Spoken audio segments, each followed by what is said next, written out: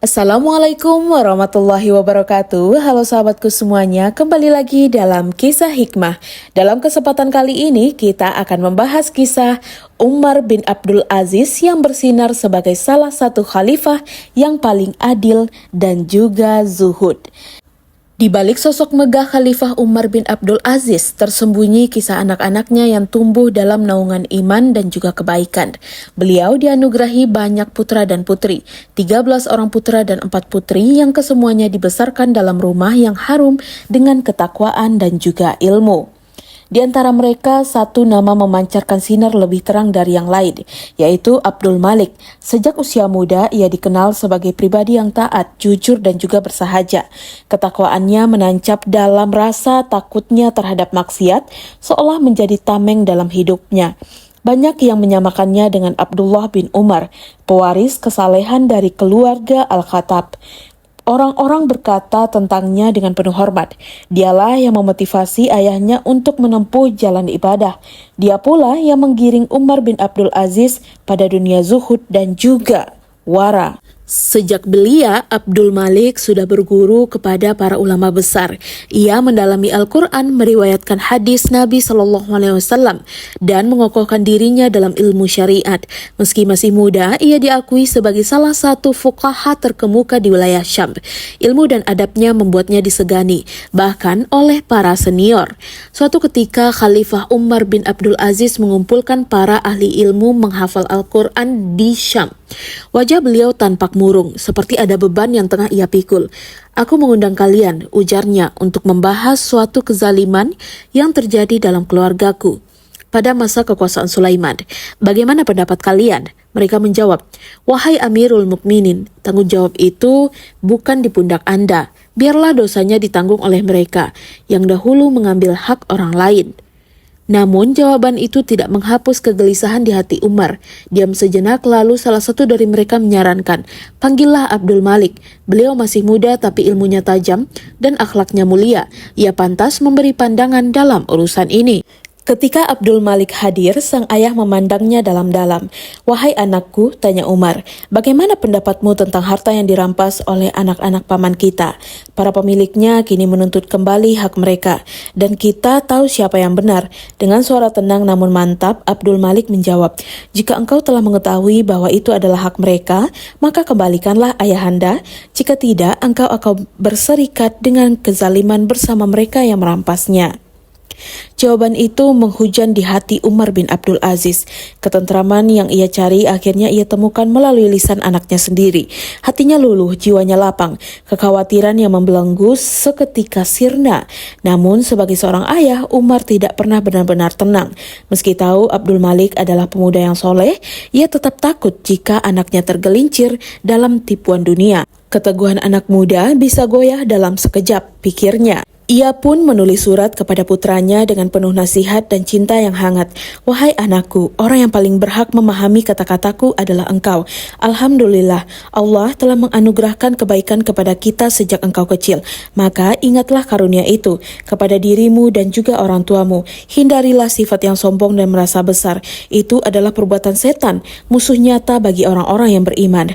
Aku menulis ini bukan karena mendengar kabar buruk darimu, tapi karena aku mendengar engkau mulai bangga terhadap dirimu. Jika benar engkau membiarkannya tumbuh, maka akan ada hal dalam diriku yang tidak engkau sukai." Kepada penasihatnya, Maimun bin Marhan, Umar berbisik, "Dalam pandanganku, Abdul Malik tampak baik, tapi aku khawatir cintaku padanya menutupi kekurangannya. Pergilah padanya dan lihatlah dengan mata kepala sendiri, apakah ia benar-benar selamat dari bisikan ujub dan juga takabur." Maimun pun berangkat. Ketika ia tiba, Abdul Malik menyambutnya dengan penuh takzim. Ia duduk di atas alas dari rambut yang bersahaja. Namun, aura kecerdasan memancar dari wajahnya. "Aku telah mendengar ayah menyebut-nyebut kebaikanmu," kata Abdul Malik, "dan aku berharap Allah menjadikan Anda jalan manfaat bagiku."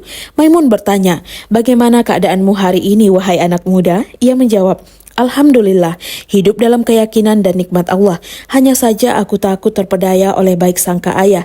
Mungkin cintanya padaku melebihi pengetahuannya tentang diriku. Itu bisa menjadi musibah bagiku." Maimun diam sejenak, kagum akan ketulusan dan kesadaran Abdul Malik. Ia pun bertanya, "Dari mana engkau mencukupi kebutuhanmu?" Abdul Malik menjawab, "Aku membeli sebidang tanah dari seorang yang mewarisinya. Uangnya halal tanpa syubhat. Dari hasil bumi itulah aku mencukupi nafkahku. Apa yang engkau makan setiap hari? Sehari daging, sehari adas, dan sehari makan cuka dengan zaitun. Itu cukup untuk hidup?" Maimun bertanya lagi, "Apakah engkau merasa bangga dengan kesederhanaan ini?" Abdul Malik tersenyum lirih. "Awalnya iya, tapi kemudian ayah menasehatiku.